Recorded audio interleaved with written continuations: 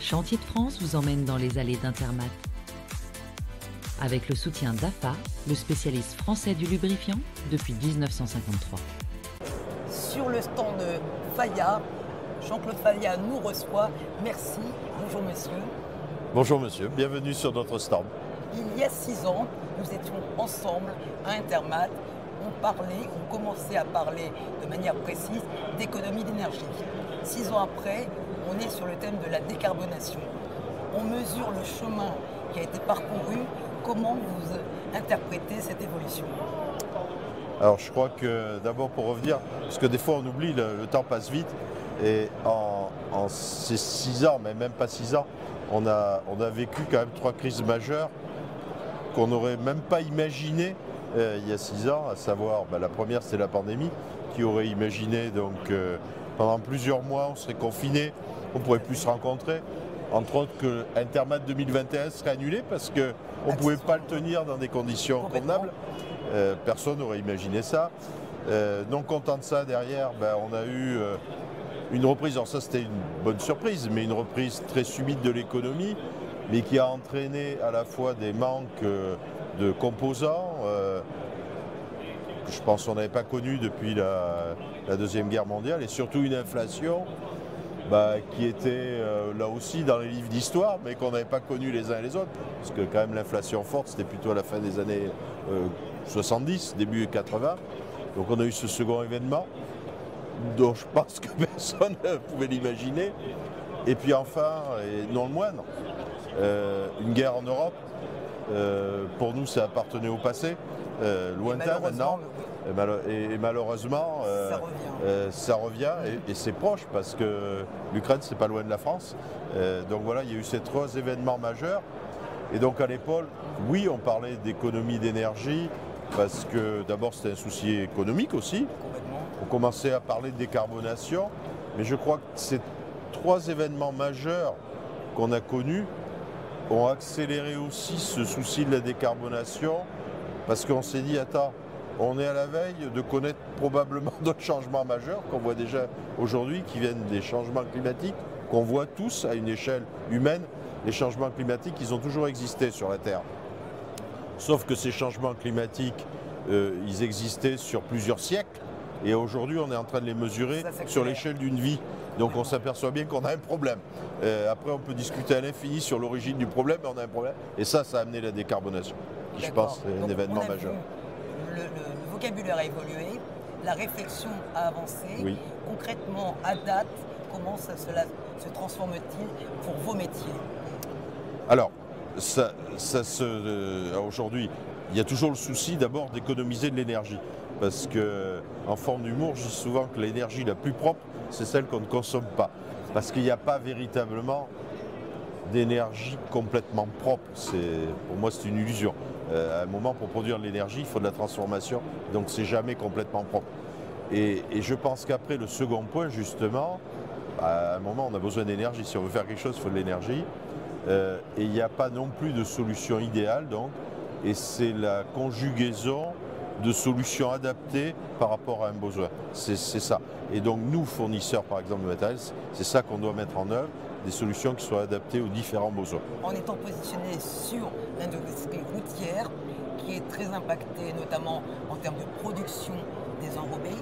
Alors, effectivement, la production des enrobés est impactante. Si on mesure scope 1, scope 2, scope 3, c'est effectivement une industrie qui est extrêmement émettrice de carbone. Et donc, oui, il faut travailler là-dessus, bien sûr. Ça vous a donné peut-être une longueur d'avance dans vos travaux de Je l'espère. En tous les cas, on y travaille beaucoup. On présente, entre autres, aujourd'hui des brûleurs à la fois gaz, hydrogène, qui vont être capables d'utiliser l'un et l'autre ou l'un ou l'autre pour essayer de travailler là-dessus. Mais on va devoir aller plus loin, travailler avec effectivement les utilisateurs de centrales d'enrobés, travailler avec les chimistes pour qu'on abaisse, ce qui a déjà été fait, les températures d'enrobés, mais qu'on les abaisse encore et pour arriver justement à diminuer là aussi cet impact carbone. Les nouvelles motorisations et les nouvelles énergies vous ont beaucoup mobilisé, oui. Mais ce ne sont pas les seuls axes de recherche et de développement. La preuve avec ce compacteur très innovant qui a remporté un Grand Prix Intermat. Expliquez-nous en quoi il permet de faire avancer les matériels routiers? On sait tous que un chantier d'abord c'est dangereux. Il faut arrêter de penser qu'un chantier n'est pas dangereux, il est dangereux. Et nous, notre rôle, producteur d'équipement, et aussi le rôle des utilisateurs d'équipement, c'est de faire en sorte qu'on n'ait pas d'accident. Les entreprises sont là pour faire en sorte qu'il n'y ait pas d'accident. Après, on est sur des environnements dangereux. Et donc, au-delà de l'attention qu'il faut toujours rappeler des opérateurs, en disant vous évoluez dans un environnement dangereux et vous devez être attentif, mais c'est d'apporter justement, et l'intelligence artificielle aujourd'hui permet ça, qu'elle ne permettait pas forcément, serait-ce qu'il y a 6 ans, de dire on peut apporter un équipement qui va faire que même s'il y a une faute d'attention de l'opérateur, même s'il y a une erreur, la machine elle va compenser cette erreur. Et donc c'est ce qu'on a apporté là, qui n'est pas un outil que de freinage, qui est beaucoup plus sophistiqué que ça, sur lequel il y a un algorithme et qui nous permet que quand on détecte un obstacle, la machine à 360 degrés va voir cet obstacle et va freiner doucement et de plus en plus, au fur et à mesure qu'elle se rapproche de l'obstacle. Et donc ne va pas créer de dommages à ce qu'elle est en train de faire, au revêtement routier, mais va en tous les cas permettre d'éviter l'accident en freinant tout doucement jusqu'à l'arrêt complet.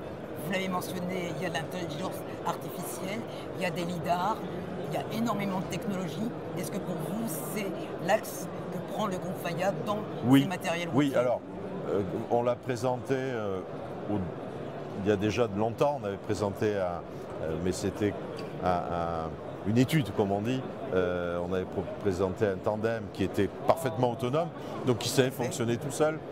Mais on sait que ça, on n'est pas encore prêt à ça, mais on voulait aller jusque-là. On a présenté ensuite un monobi aussi qui était également complètement autonome.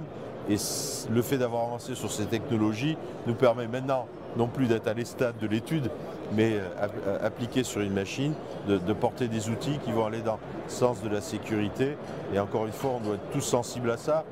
Moi, j'étais dans le passé confronté personnellement à ce genre de sujet. Alors on a peut-être une sensibilité plus forte quand on y a été confronté directement, mais je pense que tout le monde là, encore une fois, un chantier est un environnement dangereux et quelles que soient les mesures que l'on prenne par rapport aux opérateurs, on doit aussi être capable, et aujourd'hui la technologie nous permet d'apporter de la technologie qui vont permettre de limiter ces risques. On l'a évoqué ensemble, la décarbonation a un coût, vous l'avez dit. Oui. Ça, c'est pas gratuit. Ces nouvelles technologies sont également coûteuses. Ça coûte, oui. Forcément quelque chose en termes de prix. Comment vous voyez vos clients évoluer dans leur approche de ces matériels hautement technologiques et innovants? Alors, je pense qu'il faut différencier dans la réponse. Il y a deux questions. Il y a la sécurité et il y a la décarbonation. Je pense que la sécurité, si vous me le permettez, pour moi, elle n'a pas de prix. Est-ce qu'on a le droit de mettre en danger une vie humaine ou en tous les cas d'impacter, de créer à quelqu'un un accident qui peut être grave et à la fin d'avoir sur soi-même des conséquences graves? Je pense qu'en tant qu'entreprise, personne n'a le droit de ça. Donc, quelque part, la sécurité, pour moi, n'a pas de prix. Et donc, il faut accepter d'investir là-dessus. La décarbonation, c'est un sujet plus complexe. C'est une sensibilité qu'on peut avoir, plus ou moins forte, personnelle.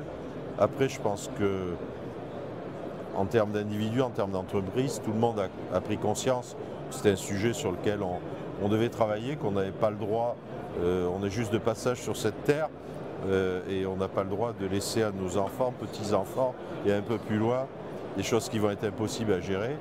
Après, il faut être conscient que là aussi, il y a un coût, et qu'à un moment, il va falloir payer, nous tous, en tant qu'individus, parce qu'à la fin, ce n'est pas les entreprises, on n'a pas des marges, que ce soit nous, producteurs, nos utilisateurs, on n'a pas des marges extensibles où on peut rogner sur nos marges pour payer ça. Donc à la fin, à un moment, il y a un coût global pour la collectivité qu'il faudra supporter si on veut faire de la décarbonation. C'est pas gratuit, ça ne sera pas gratuit. Vous confirmez, il y a un coût également de l'inaction, parce qu'on sait que ce sera beaucoup plus quand on ne le fait pas, on ne paye pas tout de suite, tout à fait, mais on lègue juste aux générations futures quelque chose qui va être encore plus coûteux et qui, y compris, peut remettre en question l'évolution de l'humanité. Donc est-ce qu'on a le droit de faire ça? Je ne suis pas sûr quand même.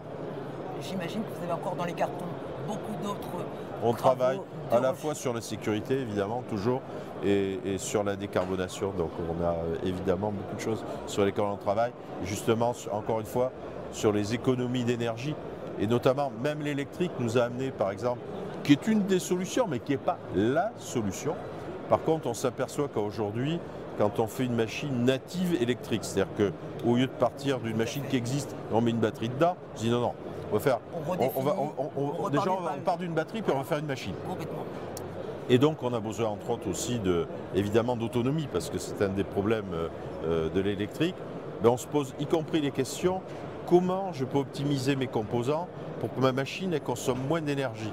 Donc, à la fin, le fait de penser électrique amène aussi à économiser de l'énergie, parce qu'on se dit, on veut plus d'autonomie, et donc, on part du bon côté. Donc, voilà, c'est tous les sujets sur lesquels on travaille. Vertueux de l'innovation. Absolument. Une innovation appelle une autre innovation. Mais où après aussi, il faut se poser le problème du recyclage, de l'économie circulaire. Parce qu'il ne suffit pas de produire une machine. Après, c'est comment cette machine, je vais la faire vivre, la recycler. Ça fait aussi partie des sujets sur lesquels on travaille. Merci M. Fayat. Merci de votre intérêt. On l'aura compris, l'innovation chez Fayat, c'est dans l'ADN du groupe et beaucoup de nouveautés sont à venir.